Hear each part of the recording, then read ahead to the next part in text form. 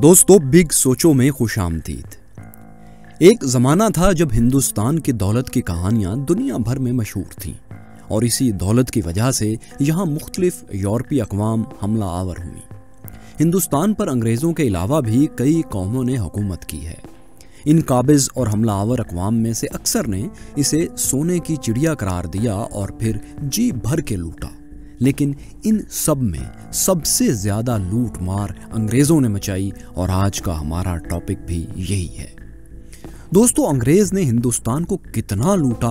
अंग्रेज़ से पहले हिंदुस्तान की इकोनॉमी, एजुकेशन, एग्रीकल्चर और सनती हालत क्या थी? क्या अंग्रेज़ ने हिंदुस्तान को कोई फ़ायदा भी पहुंचाया? यही सब हम इस वीडियो में देखेंगे।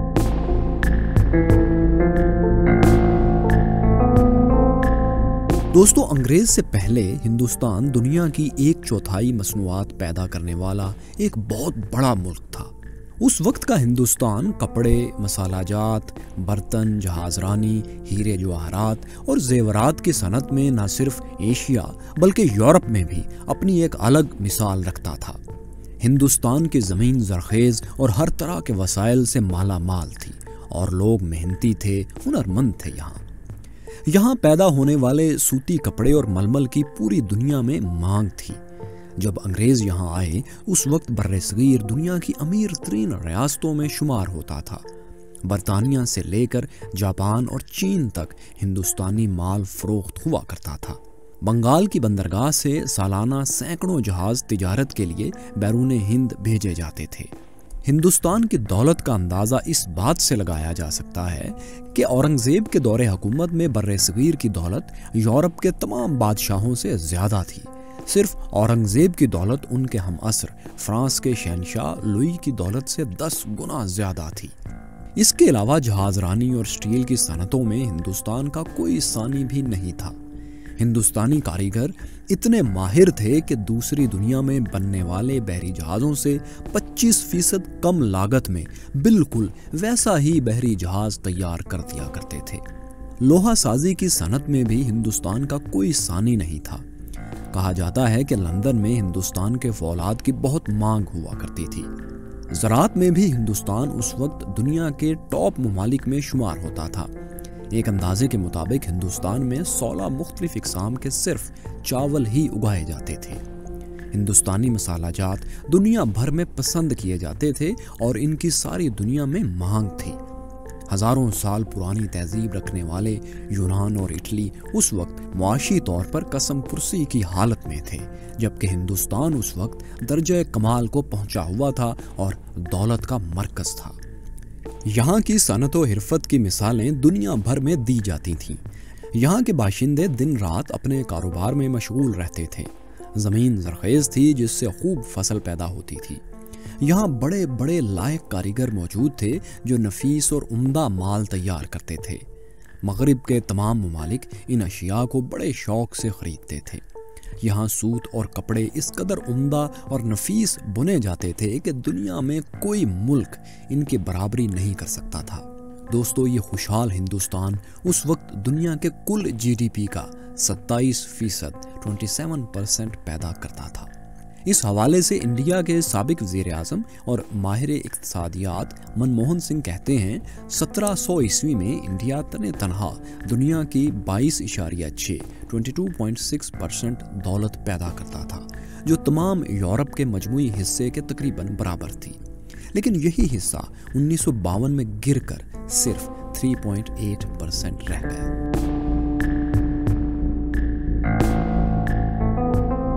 दोस्तों, हिंदुस्तान और यूरोप के बहरी रास्ते सबसे पहले पुर्तगालियों ने दरियाफ्त किए थे।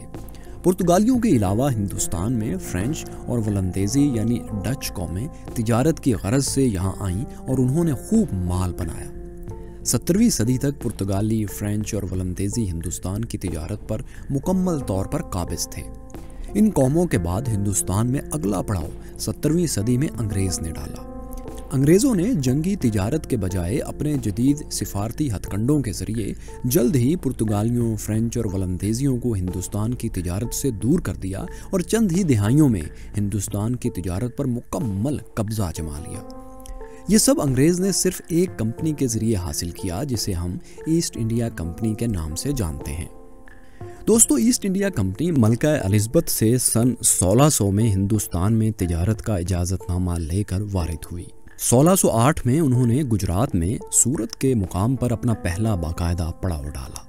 1615 میں کمپنی نے اپنا ایک سفیر سر تھامس رو اس وقت کے مغل شہنشاہ جہانگیر کے دربار میں بھیجا اور باقاعدہ اجازت لے کر تجارت شروع کر دی اور سورت میں ایک تجارتی فیکٹری انہوں نے بنائی۔ 1625 میں کمپنی نے مدراس یعنی موجودہ چنئی سے تقریباً 40 میل دور اپنی تجارتی کوٹھی قائم کی۔ کمپنی ہندوستان میں سوت یعنی کاٹن، نیل، پوٹاشیم نائٹریٹ اور چائے وغیرہ کی تجارت کرنے لگی اور آہستہ آہستہ کمپنی ہندوستان کے مختلف علاقوں تک پھیلتی چلی گئی۔ 1647 تک یہ کمپنی 23 فیکٹریاں مختلف شہروں میں لگا چکی تھی۔ ان فیکٹریوں سے انہوں نے مسالہ جات، ریشم اور دوسری مصنوعات کی تجارت شروع کر دی، جس میں انہیں زبردست فائدہ ہونے لگا۔ اس کے علاوہ مدراس میں پوری ایک تجارتی کالونی آباد کر لی گئی تھی جو کہ 18ویں صدی تک پورا ایک شہر بن گئی۔ دوستو، 17ویں صدی میں یعنی 1600 سے 1699 کے درمیان کے وقت میں جب ایسٹ انڈیا کمپنی ہندوستان میں آئی، اس وقت برطانیہ دنیا کے کل جی ڈی پی کا صرف 1.8% پیدا کرتا تھا، جبکہ ہندوستان 27% پیدا کرتا تھا، جو کہ 18ویں صدی میں تھوڑا سا کم ہو کر 23% تک آ گیا تھا۔ جب 20ویں صدی میں انگریز ہندوستان سے گیا تو ہندوستان کی 90% سے زائد آبادی خط غربت سے نیچے زندگی گزار رہی تھی اور 1.8% جی ڈی پی پیدا کرنے والا برطانیہ عالمی جی ڈی پی کا 10% پیدا کرنے لگا تھا۔ وہ ہندوستان جو ایک دولت مند، خوشحال، ترقی یافتہ ملک اور تجارت کا مرکز تھا، 1940 میں انگریز دور کے خاتمے کے وقت تیسری دنیا کا غریب ترین ملک بن چکا تھا۔ تمام صنعتیں تقریباً تباہ ہو چکی تھیں اور ہندوستان کا جی ڈی پی صرف 3.8% رہ گیا تھا۔ اس کے علاوہ ہندوستان میں شرح خواندگی صرف 16% اور اوسط عمر صرف 27 سال رہ گئی تھی۔ ہندوستان کی زراعت، تجارت، تعلیم اور تقریباً تمام اقسام کی صنعتوں پر انگریز کی اجارہ داری قائم ہو چکی تھی۔ یہاں کے بحری جہاز کی صنعت، جو انگریز کے آنے سے پہلے دنیا بھر میں مشہور تھی، مکمل تباہ ہو چکی تھی۔ ایک وقت تھا ہندوستانی لکڑی سے بننے والی کشتیوں اور جہازوں کی عمر 25 سال سے بھی زیادہ ہوتی تھی، جبکہ یورپ میں چیڑ سے تیار ہونے والے جہاز صرف 6 سال چلتے تھے۔ ایک رپورٹ کے مطابق برصغیر میں جہاز رانی کے ایسے ماہر تھے کہ برطانیہ نے ان سے فائدہ اٹھانے کا فیصلہ کیا، لیکن جلد ہی انہیں اندازہ ہو گیا کہ ایسا کرنے سے برطانیہ کا اپنا نقصان ہوگا۔ اس لیے پھر ایسے قوانین بنائے گئے کہ برصغیر میں بننے والے جہازوں پر تجارتی راستوں پر چلنے کی پابندی لگا دی گئی۔ یوں عام ہندوستانی غریب سے غریب تر ہوتا چلا گیا۔ ایک برطانوی محقق کے مطابق 1882 میں ایک عام ہندوستانی کی آمدنی صرف 5 پاؤنڈ سالانہ رہ گئی تھی، یعنی اگر آج کے حساب سے بھی دیکھیں تو 1062 روپے صرف۔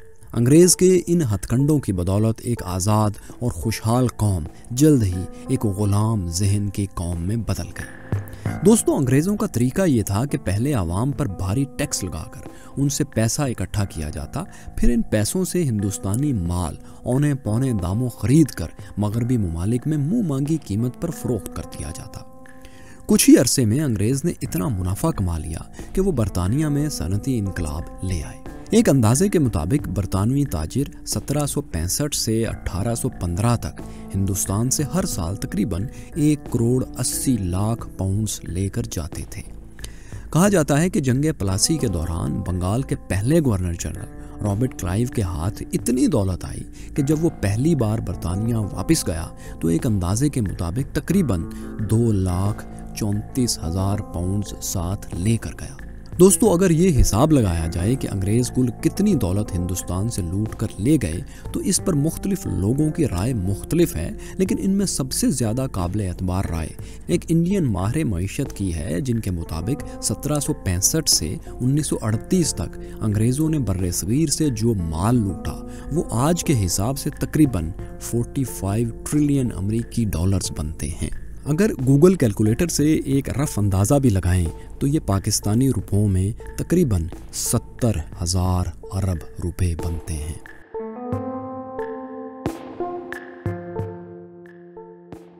دوستو اس بات میں کوئی شک نہیں کہ انگریز نے ہندوستان میں کچھ کام ایسے بھی کیے جو قابل ستائش ہیں اور ان سے ہندوستان کی عوام کو فائدہ بھی ہوا، جیسا کہ سیاسی شعور، ڈیموکریسی، قانون کی حکمرانی، ریلوے کا نظام، ڈاک خانے کا نظام، انگریزی تعلیم، یہاں تک کہ کئی لوگ ان احسانات میں چائے اور کرکٹ کے کھیل کو بھی شمار کرتے ہیں۔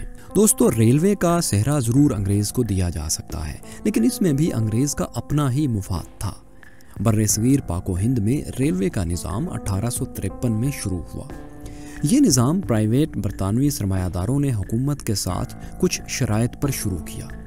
اس معاہدے کے تحت وہ سرمایہ دار ریلوے پر جتنا پیسہ خرچ کریں گے حکومت انہیں اس پر سالانہ 5% منافع ادا کرے گی، یعنی جتنا زیادہ سرمایہ اتنا زیادہ نفع۔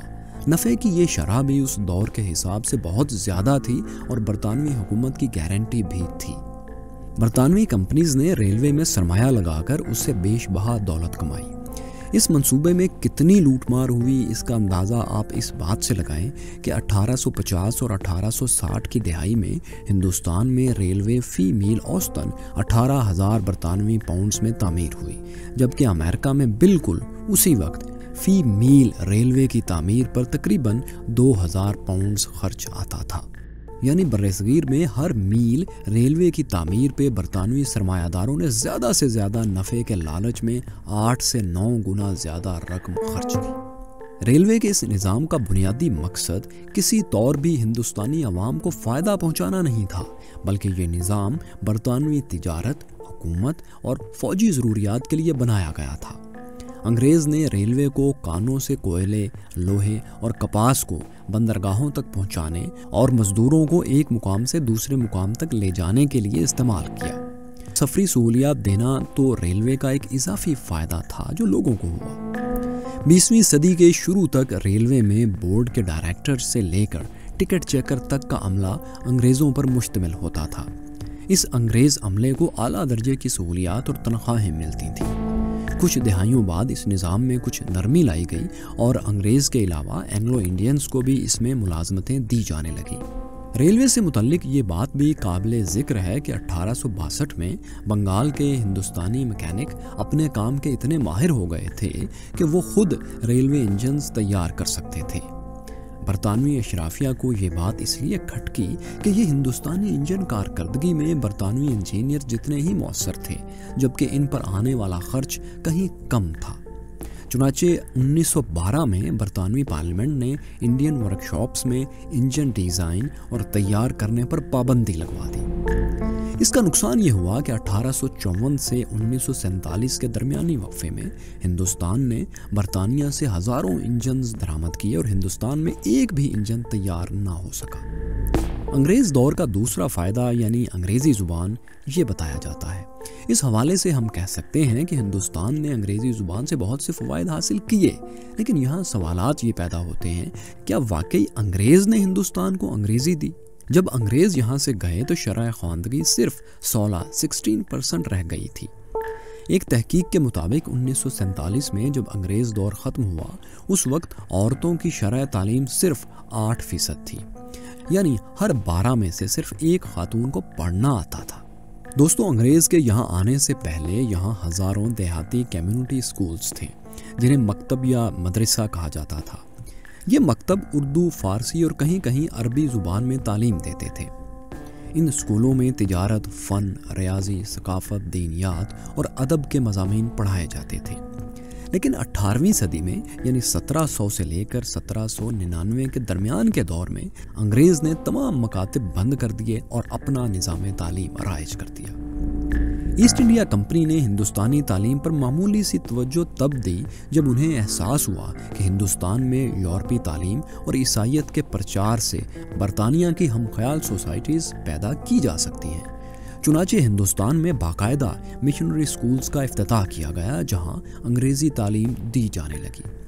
لیکن یاد رہے کہ انگریزی زبان در حقیقت ہندوستان کی عوام کے لیے نہیں تھی، بلکہ یہ ایک مخصوص طبقے کو عطا کی گئی تھی۔ نہ تو خود برطانیہ کو ہندوستانی عام عوام کی تعلیم سے کوئی دلچسپی تھی، نہ انہوں نے اس مقصد کے لیے کوئی بجٹ رکھا تھا۔ یہ خود ہندوستانی عوام تھی جنہوں نے انگریز زبان کو اپنے بل بوتے پر سیکھا۔ اس کی بہترین مثال سر سید احمد خان کی تحریک ہے۔ سر سید احمد خان نے ہندوستان میں انگریزی تعلیم کے حوالے سے شعور اجاگر کیا اور ان کی علی گڑھ تحریک کی بدولت ہندوستان میں ایک ایسا باشعور پڑھا لکھا طبقہ پیدا ہوا جس نے برطانیہ کے خلاف آواز بلند کی اور بالآخر آزادی حاصل کرنے میں یہاں کے لوگ کامیاب ہوئے۔